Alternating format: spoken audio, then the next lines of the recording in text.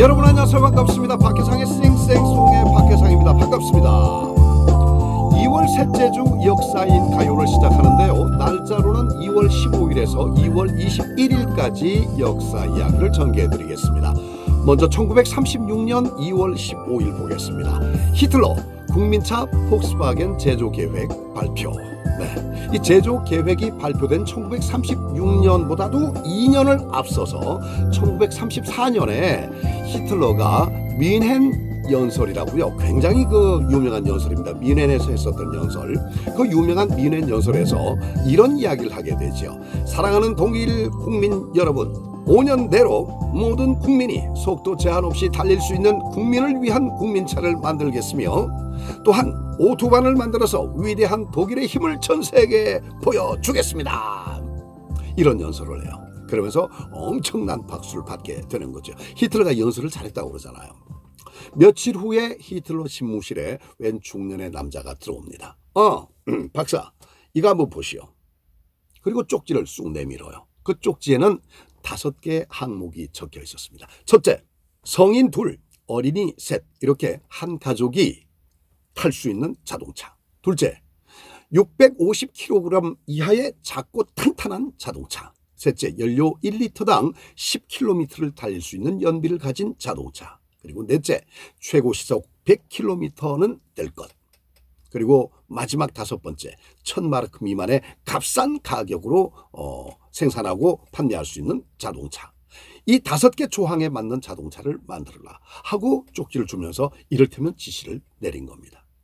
이 중년의 사내는요, 그걸 묵묵히 쳐다보다가 바로 회사로 돌아오지요. 그리고 이 중년의 사내는 곧바로 연구를 거듭하게 됩니다. 바로 이 사람은 오스트리아의 자동차 기술자 포르쉐 박사였습니다. 포르쉐. 낯선 이름은 아니지요. 포르쉐. 그렇습니다. 전 세계 청춘들의 로망 스포츠카 포르쉐를 제작하고 만든 바로 그 회사의 사장이자 그 차의 이름 포르쉐, 그 사람이에요. 이 사람이 이 차를 만들어낸 겁니다. 그래서 이 사람은 그 차를 만들기 시작하는데요. 어쨌거나 이 5가지 그 항목에 맞추게 되니까 결국에는 무게를 줄이기 위해서 깎고 자르고 찢고 아주 난리를 핍니다. 그렇게 만들다 보니까 참 요상한 모양의 자동차가 돼요. 앞뒤 각이라고는 하나도 없고 묘하기도 없고 위에 천정은 빵그랗게 돼 있고 말이죠. 사람들은 얘기를 하죠. 무슨 딱정벌레 같다고. 어떤 사람들은 뭐 풍뎅이 같다 그러고 무당벌레 같다 그러고. 네. 그렇습니다. 근데 히틀러가 이 차를 딱 보면서 이 차 이름이 뭡니까? 하고 물었더니 이 포르쉐 박사 하는 말이 지난번 연설에서 국민차를 생산하겠다 그러셨지 않습니까? 그러니까 국민차로 해야죠. 국민차입니다. 폭스바겐 국민차. 그렇습니다. 이 폭스바겐의 영어로는요. 폭스가 대중, 사람들 이런 뜻을 갖고 있습니다. 그래서 우리가 포크송 할 때 포크가 바로 그 포크예요. 이 포크예요. 네. 그리고 외건 마차죠, 마차. 폭스바겐 국민차 이렇게 나온 거예요. 그 폭스바겐이 그냥 독어로 국민차라는 뜻입니다. 그게 차의 이름으로 그냥 그대로 명명이 된 겁니다.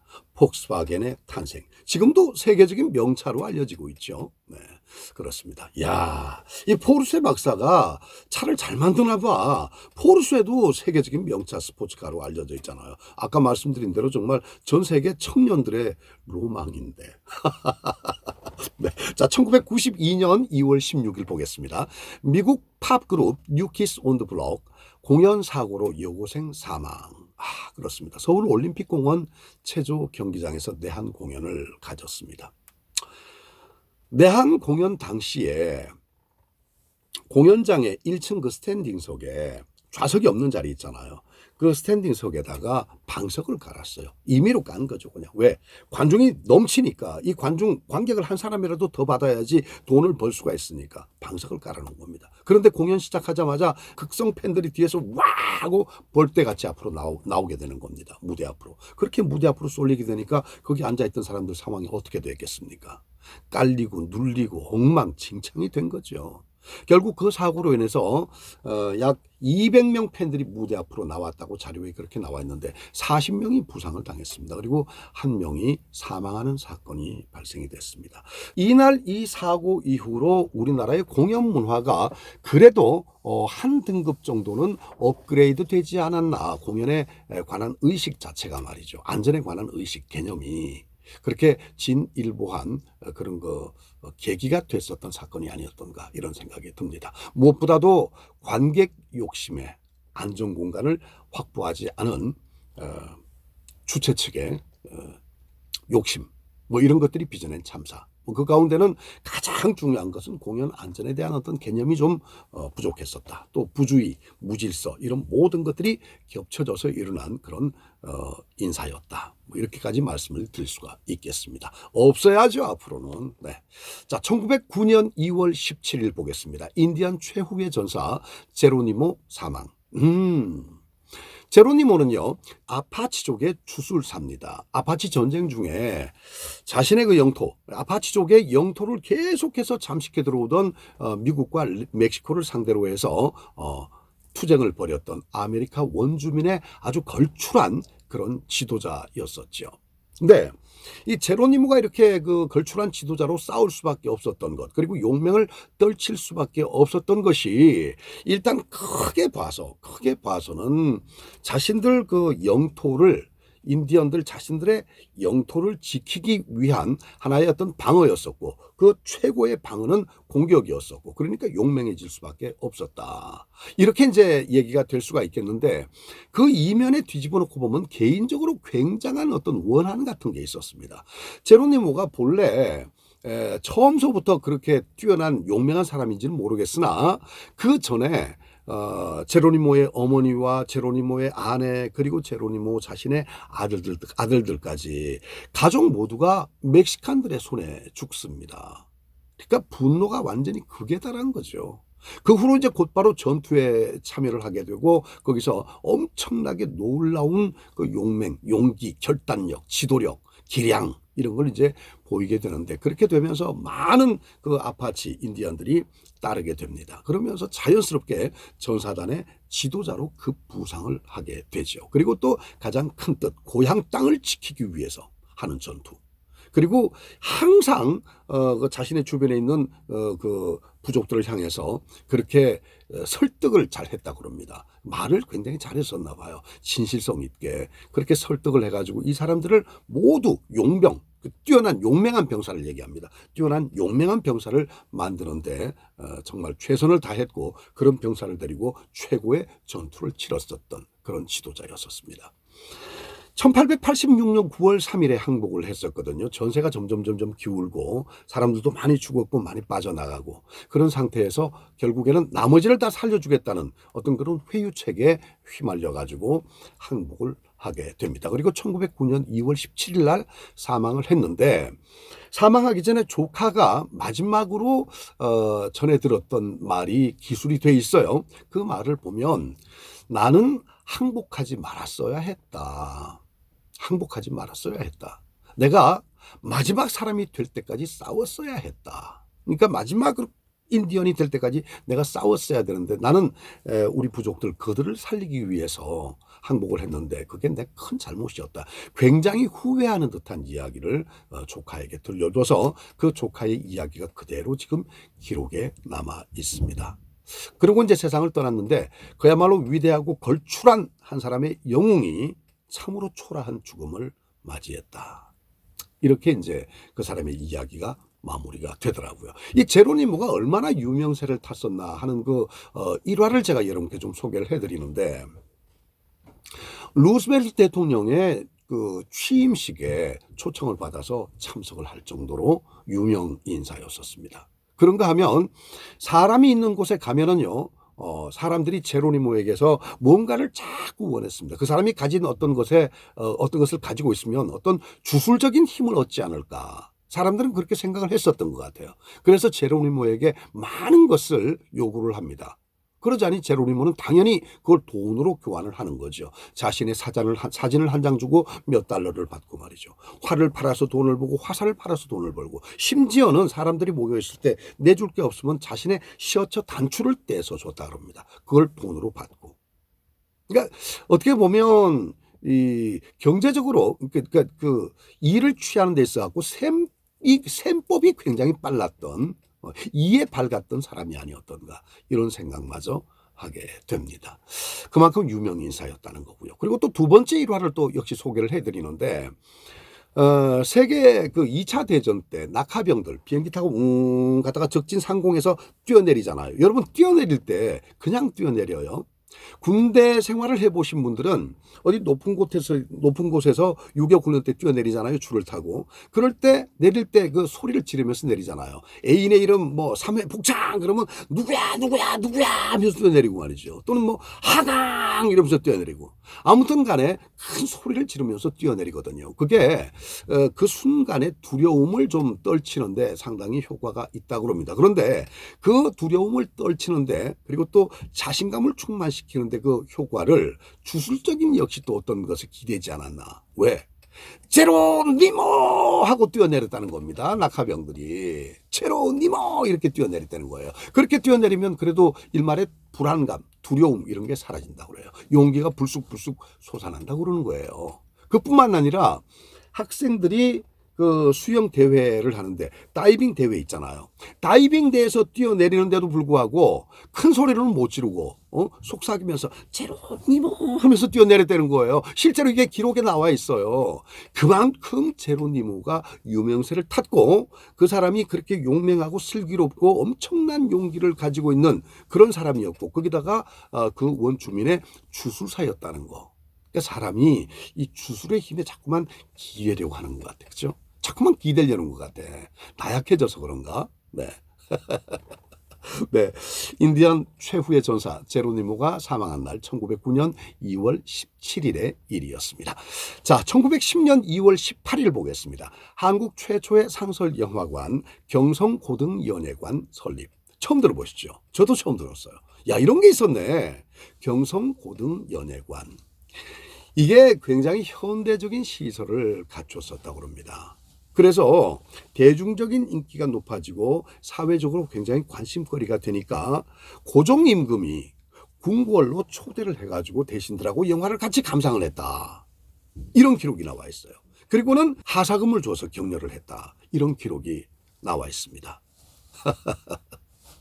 굉장히 이례적이란 그런 얘기가 되겠죠. 그만큼 당시 서울에서 사회적 관심의 대상으로 이게 부각이 되고 있었다. 이런 뜻이 되겠죠. 자, 근데 지금에 와서 그게 다시 또 경성고등연예관이 회자가 되고 있는데요.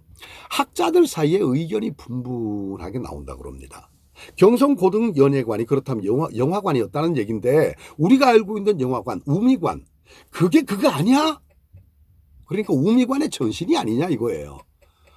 전신이다. 아니야. 이러는 사람. 전신이다와 아니다로 지금 나뉘어져 가지고 학자들 사이에 의견이 그렇게 분분하다고 그러네요. 그런데 우미관은 이렇게 만들어졌고 어떻게 돼서 어떻게 생명을 다했다 하는 것이 자료가 나오면서 우미관이 아니었구나. 우미관의 전신이 아니었구나로 가닥은 잡힌 듯한데 아직까지 그래도 명확하게 역사적으로 증언을 할 만한 그럴 만한 증거 자료는 아직까지 나오질 않고 있나 봐요. 그래서 아직 정확한 것을 모르니까 여전히 우미관의 전신이다 아니다 이야기가 솔솔 흘러나오고 있는 것 같습니다. 네. 자, 2011년 2월 19일 보겠습니다. 스마트폰 제작 파란만장 베를린 영화제 금곰상 수상. 네, 저 이거 파란만장 봤거든요. 정말 많이 놀랐습니다. 깜짝 놀랐습니다. 왜 놀랐나 하면 이걸 스마트폰으로 찍었다고? 아니 이게 말이 돼? 물론 화면이 꽉 찬 듯한 그런 인상은 주지 않습니다만은 스토리 하나 엮어가기에는 충분한 그런 기기였다는 것. 예, 이 파란만장은요 낚시터에서 묘령의 여인을 만나게 된 한 남자 낚시꾼의 이야기입니다. 한국의 무속 신앙을 바탕으로 해서 이제 삶에 대한 통찰을 담은 그런 영화다 이렇게 평을 받고 있는데 이 영화 속에서 배우 이정현 씨 그리고 오광록 씨 두 분이 출연을 했었고요. 또 연출을 맡으신 분은 박찬욱, 박찬경 두 형제 감독이 연출을 맡았습니다. 제61회였었죠. 베를린 국제영화제에서 26편의 단편 영화가 경쟁을 벌입니다. 굉장히 치열하게. 그 가운데 이 파란만장이 최고상인 금곰상, 물론 단편 부분입니다. 금곰상을 받고 양효주 감독의 부서진 밤, 이 작품이 은곰상을 수상했습니다. 금은곰상을 우리 대한민국에서 싹쓸이를 해버린 겁니다. 와, 굉장한 영광이에요. 네. 야, 이거 정말 한번 생각을 해봐야 될 것 같아. 스마트폰 어디 갔어?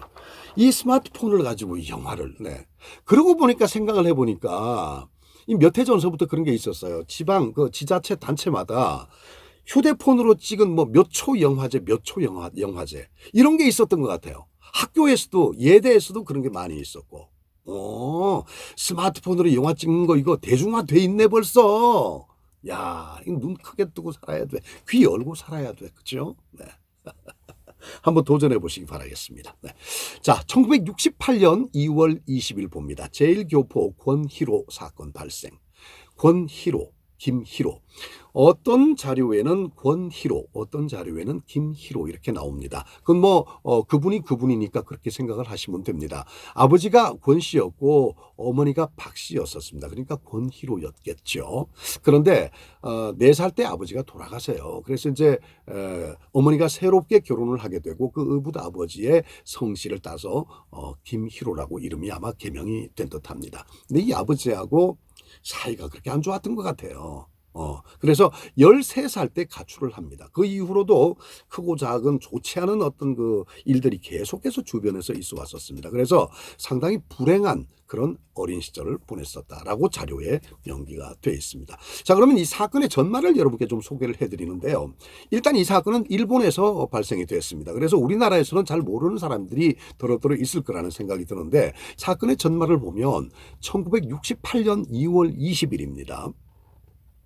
시즈오카 현에서 야쿠사 2명하고 말싸움이 붙어요. 이 사람이 말싸움 붙었는데 말싸움 끝에 이 야쿠사가 뭐라 그러는가 하면 김희로 씨에게 야 초센친, 이 초센친 더러운 돼지 새끼 이랬단 말이에요. 이 말에 굉장한 모멸감을 느낀 겁니다. 나 이거 모욕받았어. 이건 참을 수가 없어 하면서 총으로 바로 살해를 해버립니다. 그리고는 다이너마이트 하고요. 실탄을 가지고 여관으로 도망을 가요. 그리고 거기에 있던 투숙하고 있던 투숙객 13명을 인질로 삼으면서 뭔가를 요구를 합니다. 이거를 일본 전역에서 TV로 중계를 했어요. 그러니까 일본 전역이 발칵 뒤집혀진 거죠. 그런데요. 요구한 게 뭐였을 것 같아요, 여러분? 얼마간의 돈? 목숨값? 그런 거 아니었습니다. 김희로 씨가 원했었던 거는요. 경찰관이 한국인 차별이 너무 심하다. 그 차별하는 그 현상을 고발하기 위해서 나는 이 사건을 일으켰다라고 주장을 합니다. 그러면서 경찰관에게 사과하라고! 결국 경찰이 사과를 하죠.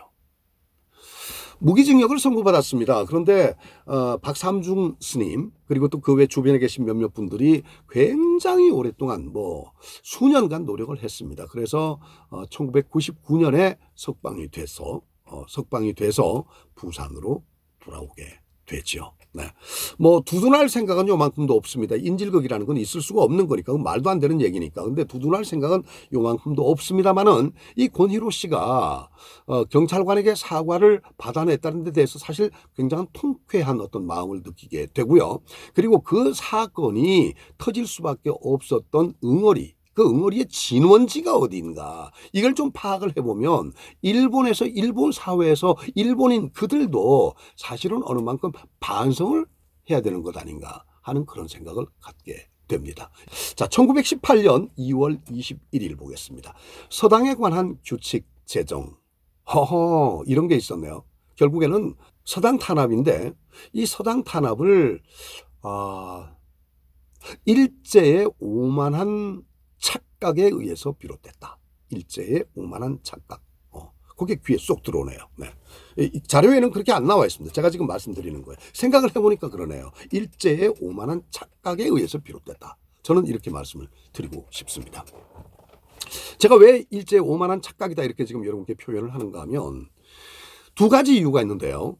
첫째로 이 일제가 이렇게 생각을 했습니다. 서당이 조선 땅이 꽤 많아. 이거를 없애야 되는데 어떻게 하지? 아유, 걱정이나 하지 마십시오. 이 보통학교를 설립을 해버리면 서당 저까지 것은 그냥 바로 도태가 돼버립니다. 뭐 이렇게 이제 자기네들끼리 이야기가 된 것 같아요. 그래서 보통학교를 만들어냈는데 이 보통학교가 시작이 됐음에도 불구하고 자신들 생각대로 서당이 도태되기는커녕 오히려 서당이 전국에 2만 4천여 개, 그때 당시에 집계된 숫자로 2만 4천여 개, 학생 수가 27만 5천여 명, 오히려 늘어난 거예요. 얘네들 깜짝 놀란 거죠. 어떻게 이럴 수가 있지? 아니 보통학교가 생겨났음에도 불구하고 이랬단 말이야. 요게 오만한 착각이었다는 얘기죠. 요게.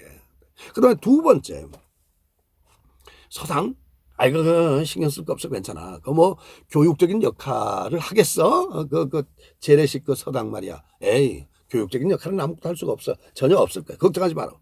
그랬는데 그게 아니에요. 왜? 독립운동가들이 서당을 만들어서 민족 교육을 실시를 한 겁니다. 일제는 늘 그랬잖아요. 정책이 됐든 아닌 것이 됐든 어쨌거나 간에 시작부터 끝까지 내내 우리 민족 말살, 우리 민족의 문화를 말살하는 그런 역할을 해왔었잖아요. 정말로 철저하고 잔인하게. 그 민족 문화를 우리는 살리기 위해서 독립군들이 서당을 지어놓고 우리 민족 교육을 시킨 거예요. 네, 그러니까 서당의 숫자가 늘어날 수밖에 없지. 이 본 모습을 일제가 뒤늦게서 알게 된 거죠. 와, 이거 안 되겠습니다. 그래가지고 서당을 없애자 하는 데까지 결론이 갔고, 없애려니 어떻게 나가는 방법이 있어야 될 거 아니겠습니까? 그 방법은 또 법에 따라야 될 거 아니겠습니까? 합당한 법의 조처를. 그러자니 자연스럽게 법을 하나 만들게 되는 거죠. 그게 바로 서당에 관한 규칙인데 이걸 제정을 하게 된 겁니다. 네. 일제의 오만한 자신들의 착각에서 비롯된 서당에 관한 규칙이 제정됐다. 서당 탄압. 1918년 2월 21일의 이야기였습니다. 야, 이 민족 말살운동 이야기하니까 할 말이 정말로 많은데, 이만큼 치솟아 올라오는 말이 많은데 뭐 시간이 또 한정이 있으니까 또 다른 날 얘기할 기회가 있겠죠. 전작에서도 이야기를 많이 다뤘던 그런 부분이 되겠고요. 네. 자, 1965년 2월 21일 말콤 X 뉴욕의 인종차별 철폐 집회에서 연설 도중 암살.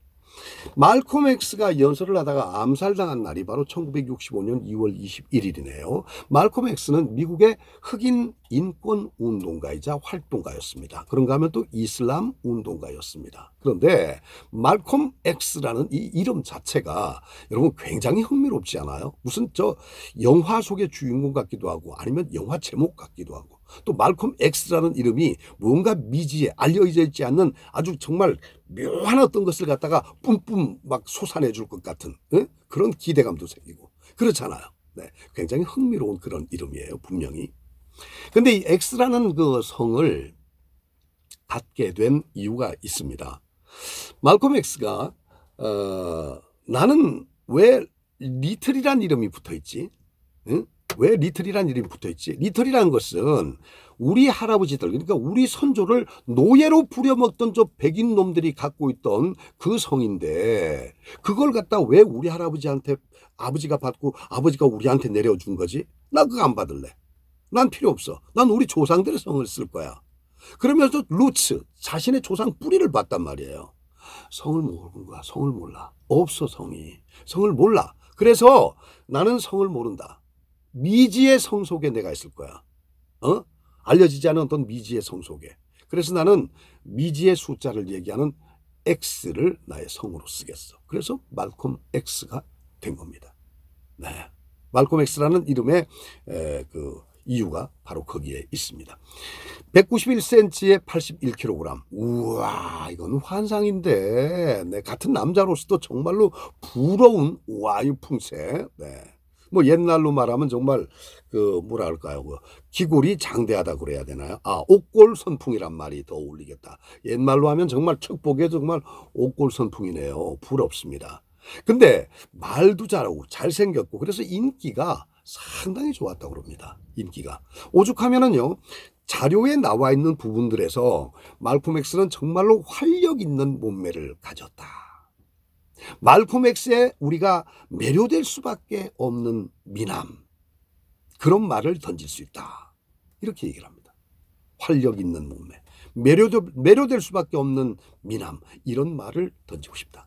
이 정도면 이건 뭐 겉모양의 사람들이 취한 거 아닌가 그런 생각이 들죠. 그런데 사실은요, 겉모양의 취향 그런 것보다도 그 사람이 내면적으로 갖고 있었던 어떤 그 인권의식, 자유의식 이런 거 대단한 철학이죠. 그런 철학의 소유자였었고 그런 철학을 실제로 움직이고 행하고자 했었던 행동가, 활동가였었습니다. 네. 당일날을 볼까요? 그 청중들 앞에 연설을 하기 위해서 준비를 하고 있었죠. 그때가 이제 바로 1965년 2월 21일인데 뉴욕에서 있었던 인종차별 철폐 집회입니다. 한귀퉁에서 고함 소리가 들려요. 야, 검둥이 주머니에서 손 빼! 어차 하는 순간에 빵빵빵빵 총알이 날아오는 겁니다. 그리고 곧바로 두 명의 암살자가 더 튀어나오면서 반자동 권총으로 다다당 다다당 다다당 다다당. 나중에 이제 그 거만을 하면서 16발의 총을 맞았다고 나와 있습니다. 그러니까 상당히 위태로웠었죠. 병원으로 옮겼는데 사망을 했어요. 그때 나이가 겨우 40살밖에 되질 않았습니다. 행동가로, 활동가로 정말로 많은 일을 해낼 수 있는 가장 열정적인 시기였는데 그때 그렇게 세상을 뜨고 말았습니다. 그렇게 세상을 떠났어도 그 후로 이제 흑인을 비롯해서 많은 사람들이 말콤 X의 어떤 그 갖고 있던 인권의식이라든가 자유의식이라든가 이런 부분에 대해서 상당히 많이 그 칭송을 하고 추앙을 하고 있지요. 네. 역시 계속해서 추모를 하고 있습니다. 말콤 X의 암살 이야기를 오늘 끝으로 해서 이야기를 마무리하도록 하겠습니다. 자, 여러분, 생생송 역사인 가요 이제 2주분을 남겨두고 있습니다. 2주분 네, 기대해 주시고요. 2주분 후에 새롭게 진행되는 콘텐츠 또 흥미롭게 바라봐 주시길 바라겠습니다. 구독 부탁드립니다. 다음 주에 봬요. 감사합니다.